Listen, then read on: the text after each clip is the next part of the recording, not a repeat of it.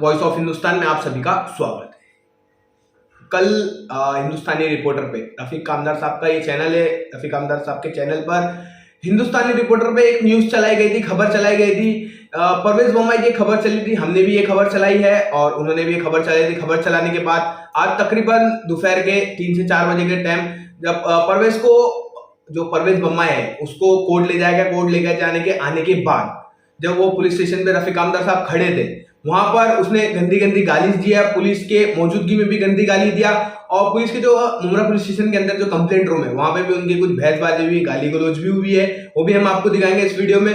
गाली देने के बाद सवाल ये उठता है, पुलिस के मौजूदगी में भी उसने ऐसे गंदी गंदी गाली एक पत्रकार को दिया है। सवाल सबसे बड़ा ये उठता है, पत्रकार को गंदी गाली दिया और जान से मारने की धमकी भी दी है। उसी के साथ मुमरा पुलिस स्टेशन के एपीआई अजय कुमार साहब ने जब ये पूरी वारदात समझा, वो वहां पे मौजूद थे। उन्होंने कहा रफीक भाई हम आपकी कंप्लेंट लेंगे। कंप्लेंट भी ली गई, 300 मिली है मुमरा पुलिस द्वारा। और उसी के साथ रफीक कामदार साहब से हमारी कुछ बातचीत भी हुई। क्या जानकारी दी इस पूरे मामले को लेकर रफीक कामदार साहब ने, आइए देखते इस वीडियो। क्या हुआ? तेरे को क्या हुआ बे? तेरे को क्या हुआ?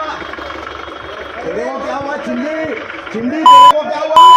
ओ चिंदी बरोबर माझी तक्रार घ्यायची, तो धमक्या देतोय पोलिसांच्या उपस्थितीत। माझी तक्रार घ्या। कसा लिहिता येत आहे पण तो थेट वरून शिव्या देतोय कुंभार साहेब। नाही नाही मी तक्रार देणार। में जो आरोपी है परवेज बम्बई नाम बताया जा रहा है उसका, उसने आपको उमरा पुलिस स्टेशन में पुलिस की मौजूदगी में जान से मारने की धमकी दी।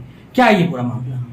देखिए कैसा है कि 18 जनवरी रात 2:30 बजे के करीब ये जो दरगाह रोड है, ये दरगाह रोड पर दरगाह के पहले गेट से लेकर के ये निचला जो मेन गेट है यहाँ तक एक कौसा में आगे परिसर में रहने वाली एक महिला है, जिसकी अभी शिकायत जो है हमारी खबर चलाने के बाद और सब वरिष्ठ पुलिस अधिकारियों के मामला संज्ञान के आने के बाद वो एफआईआर दर्ज हुई है। तो वो महिला के को जो है ये परवेज बम्बई ने यहाँ पर दौड़ाया, बहुत उसको मारा पीटा, उसका मोबाइल छीनने के लिए और उसका मोबाइल भी छीना। उसकी भतीजी जो है वो उसको रोकने गई तो उसको भी हथियार दिखा करके डराया।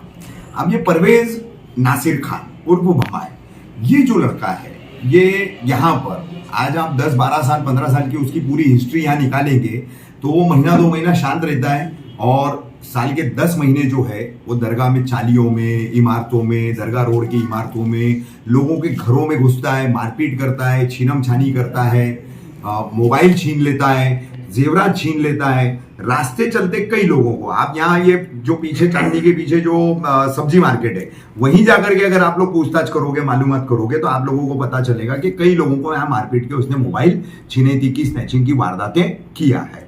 अब वो महिला की खबर हमने चलाई क्योंकि एक महिला है, उसके साथ एक लड़की है और इतनी रात में इस तरीके से पूरा मामला हो रहा है। ये पुलिस स्टेशन में पुलिस के सामने मुझे जो धमकी उसने दिया, तो ये कमजोरी किसकी कहलाएगी?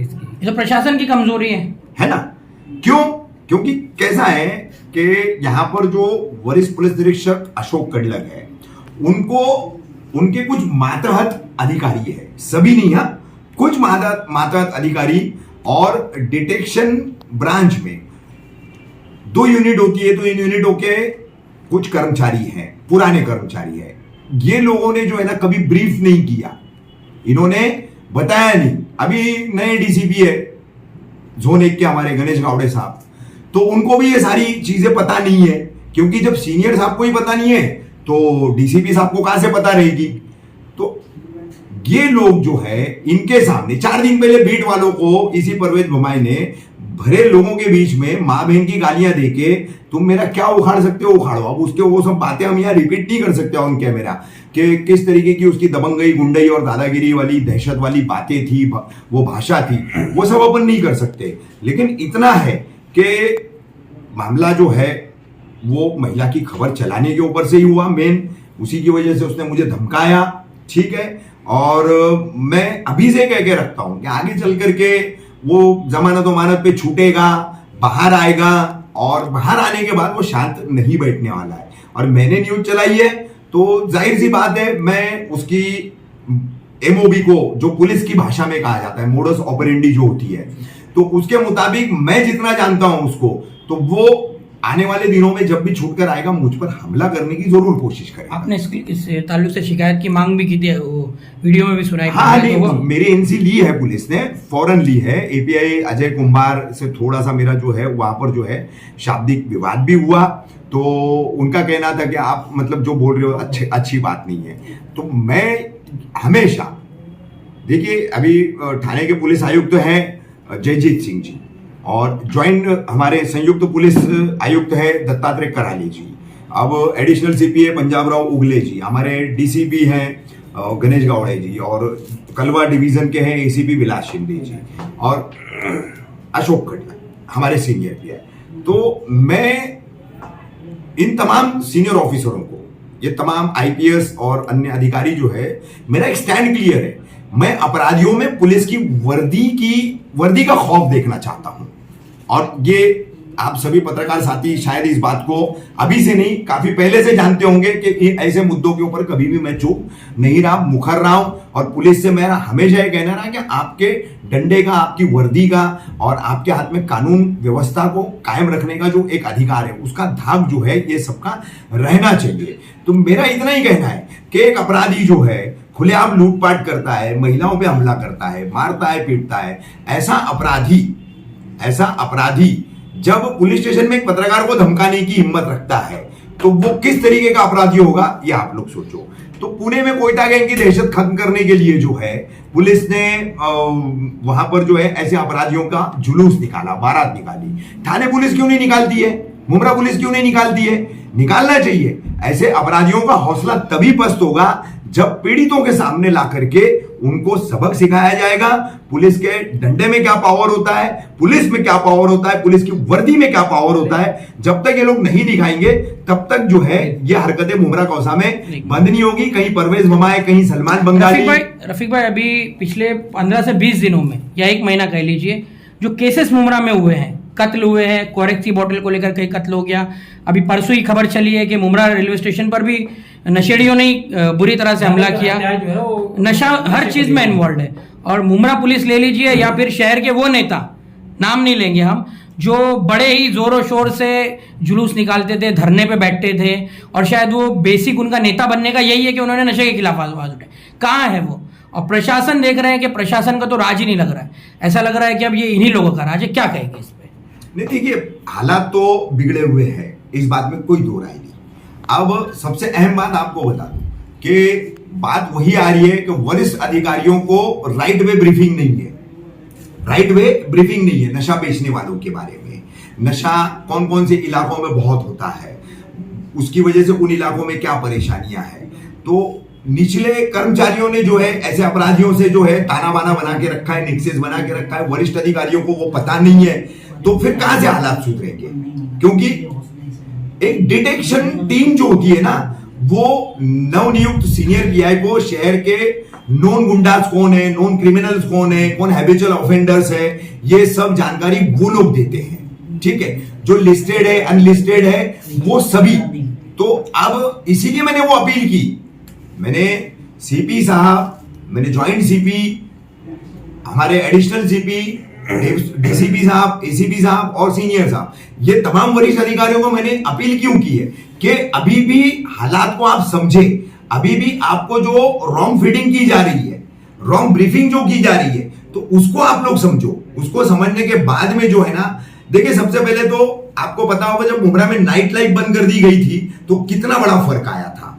नशे पे भी अच्छा खासा काबू आ गया था, और पेटी क्राइम्स है, मोबाइल स्नैचिंग, पैसे 200-500 हजार रुपए किसी से भी लूट ले। अपना यहाँ स्टेशन के पीछे का जो एरिया है शाहू नगर का, वहां से तो कामकाजी लोग जो ट्रेन से लौटते हैं उनका आना दूभर हो गया था। यहाँ कोई रात को 11-12 बजे नहीं घूम पा रहा था। लोग मोबाइल छीन ले रहे, कोई भी व्यक्ति जा रहा है उसको मार दे रहे और लूट ले रहे। तो ये सब चीजें जो है उस नाइट लाइफ की वजह से बंद हुई थी। अब फिर से जो है 1-1, 2-2 बजे तक, 3-3 बजे तक चाय की दुकानें, पान की दुकानें, और इन्हीं के आड़ में नशा बिकता है फिर। और नशा बेचने वालों का आज की तारीख में मोबाइल नेटवर्किंग ज्यादा चल रहा है। मोबाइल नेटवर्किंग ज्यादा चल रहा है, और मुखबिर जो बन करके बैठते हैं, चाहे वो मुमरा पुलिस हो या थाने एंटी नार्कोटिक सेल हो, वहां मुखबिर जाकर के जो बैठे हैं वही इस शहर में जो है नशे के कारोबार को चला रहे। रफीक भाई, ये पहला हादसा तो नहीं, इससे पहले भी 2 पत्रकारों के ऊपर ऐसे हादसे हो चुके हैं। जबकि जब चौरे साहब यहाँ पर सीनियर पीआई थे, उस वक्त भी एक साथी पत्रकार के ऊपर जो है अलमास के नाके पर हमला किया गया था, और उस वक्त भी चौरे साहब ने ये कहा था कि हम आरोपी को पकड़ के उसकी बारात निकालेंगे। और उसके पहले हमारे जो एक सीनियर पत्रकार है शाहिद शेख, हाँ, उनके कजिन या किसी का मोबाइल जो है मुमरा स्टेशन के पास छीन लिया गया। नहीं, उनका वीडियो एडिटर था, वीडियो एडिटर, हाँ, वीडियो एडिटर का भी जो है हाँ। मोबाइल छीन लिया गया था। उस वक्त भी पुलिस ने किसी तरह की सख्ती नहीं दिखाई दी। और कृपाली बोरसे मैडम ने जब यहाँ का चार्ज संभाला था, उस वक्त मुमरा की जो लाइफ लाइन थी नाइट की, वो बहुत ही ज्यादा दबदबे वाली थी, और हर जगह जगह पे जहाँ नशे हो रहे थे, लोग करने वाले थे, वो सब गायब थे। अब क्या वजह है कि कृपाली बोरसे का दबदबा जो है कहीं ना कहीं कम हो गया है?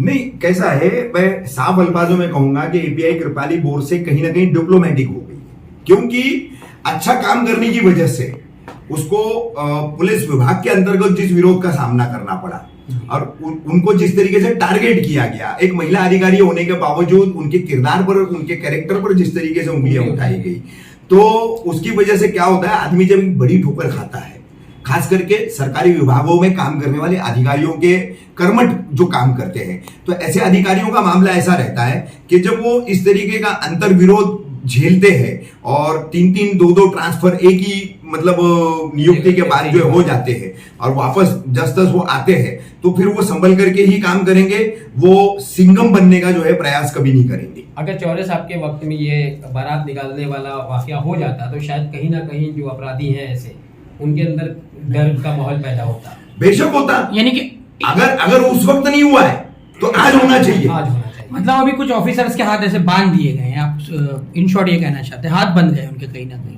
नहीं, देखिए, ऑफिसर्स की बात नहीं है, मैंने कहा चुनिंदा कुछ अधिकारी, पहली बात, और डिटेक्शन के कुछ पुराने कर्मचारी जिनको शहर का चप्पा चप्पा पता है, जिनको शहर में चलने वाली सभी असामाजिक अनैतिक गतिविधियों के बारे में पता है, तो उनका काम है कि वो ये सारी तस्वीर जो है अपने सीनियर्स के सामने रखे, सीनियर क्या से लेकर के डीसीपी साहब तक का, तो उनको सही स्थिति का आकलन होगा ना, तो सही स्थिति का आकलन होने के बाद में वो उस तरीके से जो है उनका बैकबोन बनेंगे और ऐसे अपराधियों का जो है फिर जड़ खोदने का काम करेंगे। अभी आपने जो खबरें चलाई हैं, आप उसमें कमेंट्स देख लीजिए। शेम ऑन मुमरा पुलिस को चला जाना चाहिए, स्टाफ चेंज होना चाहिए, सारी की सारी बातें मुमरा पुलिस से ही शिकायत लोग कर रहे हैं।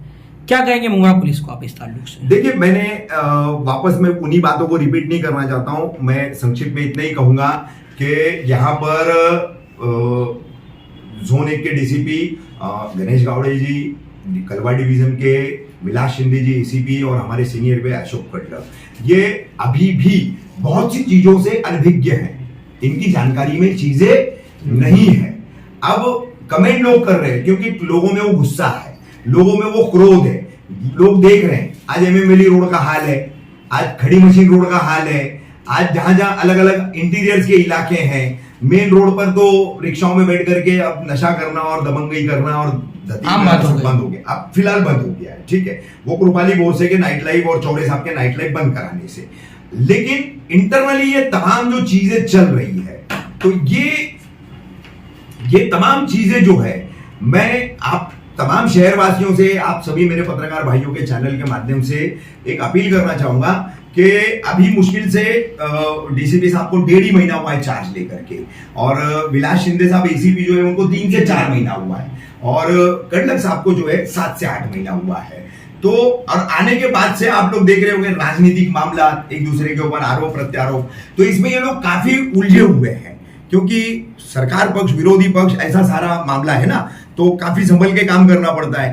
तो अब इन अधिकारियों से हम लोगों को, तमाम पत्रकारों को, शहरवासियों की तरफ से इनको हमें आगाह कराना है कि यहाँ की स्थिति क्या है, यहाँ के हालात क्या है। देखिए, मैं आपको बता देता हूँ, ये तमाम जितने वरिष्ठ अधिकारी हैं, मैं कोई चापलूसी या लिपापोती वाला काम नहीं कर रहा हूँ, मेरा 35 साल का पुलिस विभाग का अनुभव है। मैं अब तक डीसीपी गावड़े साहब से सिर्फ एक ही बार मिला हूं, मुमरा पुलिस स्टेशन विजिट पर वो जब आए थे, केवल मेरी 2 से 3 मिनट की बात हुई थी उनसे, और शिंदे साहब से मेरी 2-3 मुलाकातें हैं, कटलक साहब से तो हमेशा होती है। तो मैं काम करने वाले पुलिस अधिकारियों को बहुत अच्छे से पहचानता हूं कि कौन अधिकारी काम करता है, कौन अधिकारी नहीं करता है। ये सभी अधिकारी जो है, ये कर्मठ काम करने वाले अधिकारी है। सिर्फ चीजें सही तरीके से उनके सामने जानी चाहिए और ब्रीफिंग राइट वे में होनी चाहिए।